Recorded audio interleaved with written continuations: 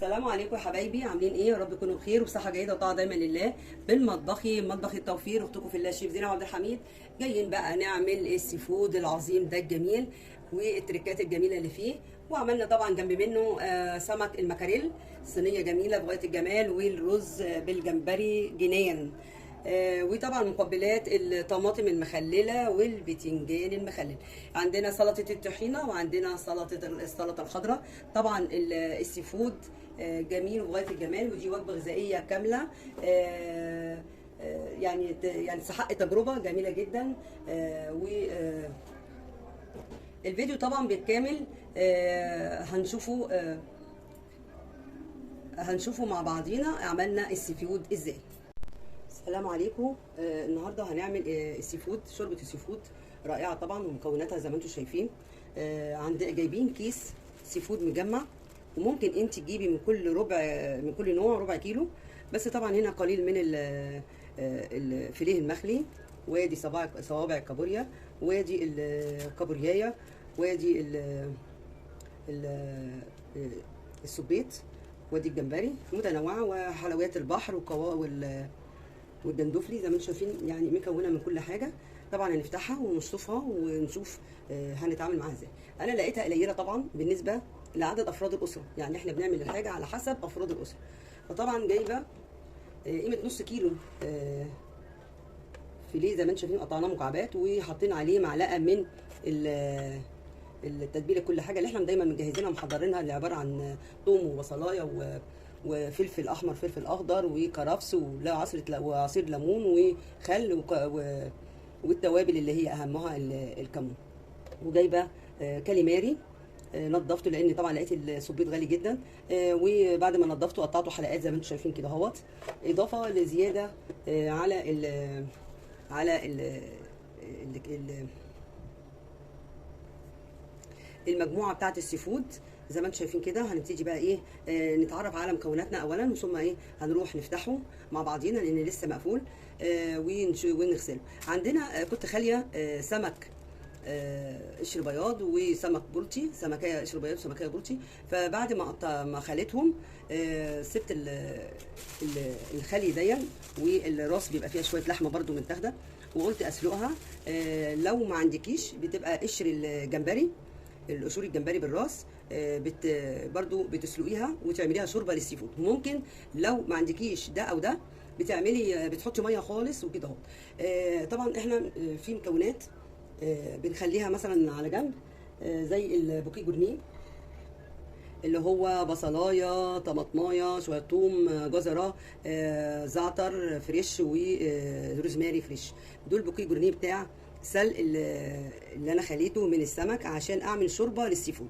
طبعا المواد العطريه، شويه كمون حصى، شويه فلفل حصى، شويه كوبيبه صيني، 4 حبايات فصوص حبهان، عود قرفه، ورق لورا.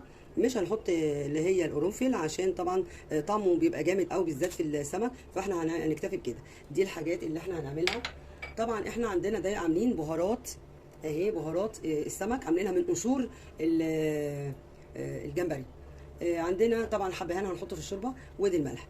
اهم حاجه في البهارات عندنا معلقه كمون محترمه كده، ومعلقه بهارات السمك، ومعلقه الملح زي ما انتم شايفين. في تتبيلات بتبقى تيجي كده جاهزه حلوه جدا، بتبقى بتتحط اللي هي بهارات سمك، نوعها بهارات سمك، بتتحط على التتبيله لو انت مش عامله البهارات بتاعت السمك في البيت. عندنا حزمه كرفس، قرن فلفل حامي او استغناء عنه زي ما بتحبي. الناس اللي ما بتحبش الفلفل الحراق بتحطه سليم زي ما هو كده عشان تاخد من نكهته، لكن ما يبقاش يحرقها قوي.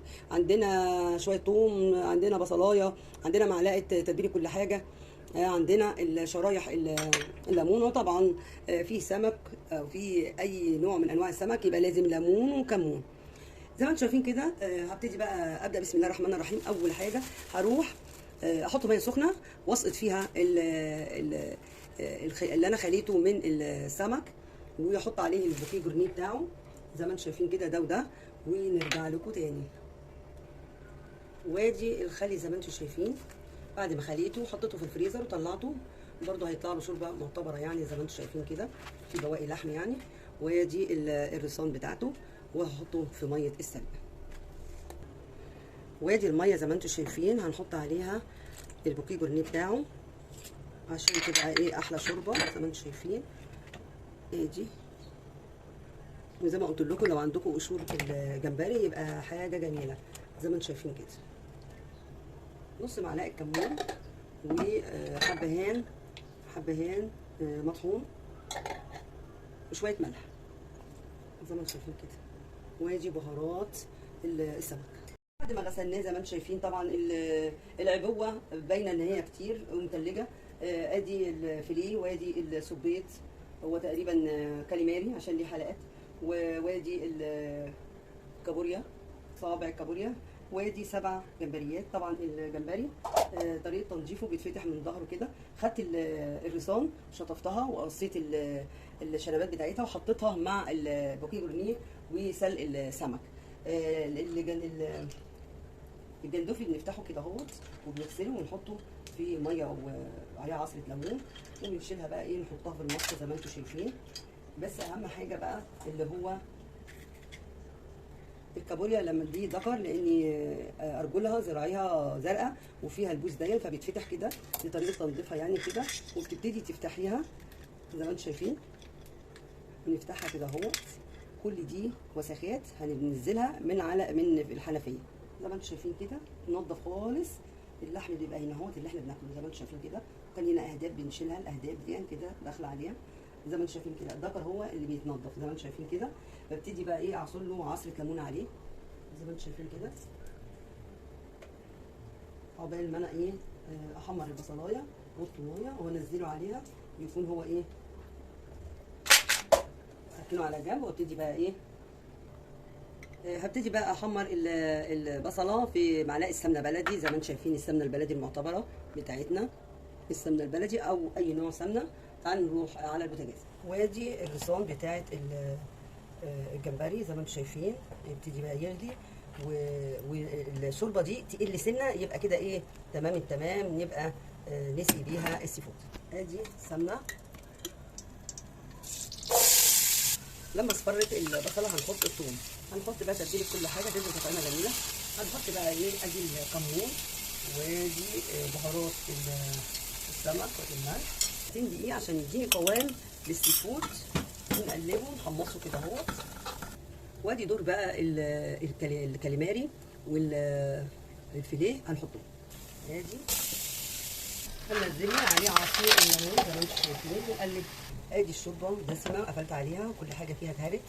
هبتدي بقى ايه احط مصفى واصفيها. ادي شوحتها هي زي ما انتم شايفين. هحط لها الفلفل زي ما انتم شايفين. وادي شرايح الليمون. اصفي بقى الشوربه عليها. شايفين الشوربه دسمه ازاي جميله ازاي ومغذيه جدا زي ما انتم شايفين. شايفين الشوربه في منتهى الجمال.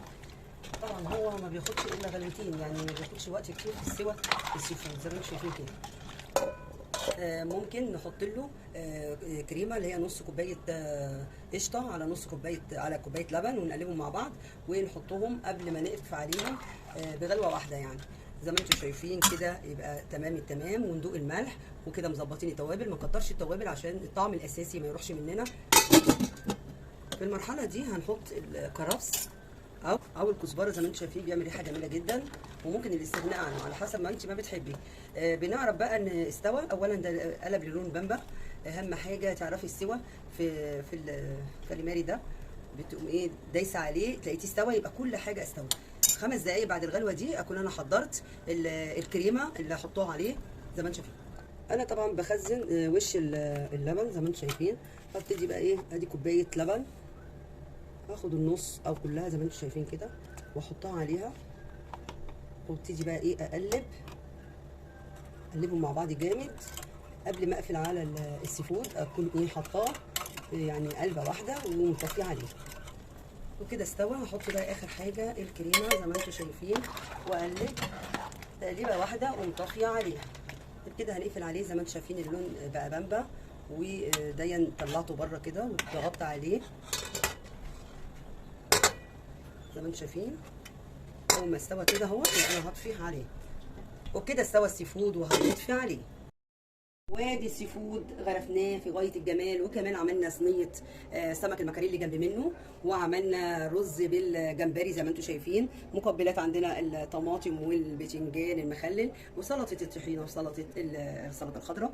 جميل وفي غايه الجمال زي ما انتم شايفين، ومتقدم بطريقه جميله زي ما انتم شايفين. وجبه كامله غذائيه جنب السي فود، لان طبعا السي فود لوحده ما بينفعش، لازم جنب منه رز بالجمبري او رز صياديه. طبعا السي فود من الفواكه البحريه ومغذيه جدا وكلها فوسفور. زي ما قلت لكم كده بنقدم جنبها سمك المكاريل ورز بالجمبري، وزي ما انتم شايفين الوجبه الغذائيه الكامله. يا رب ينال اعجابكم. دمتم بكم عمرانه بذكر الله، واستودعكم الله الذي لا تضيع ودائعه، والسلام عليكم ورحمه الله تعالى وبركاته.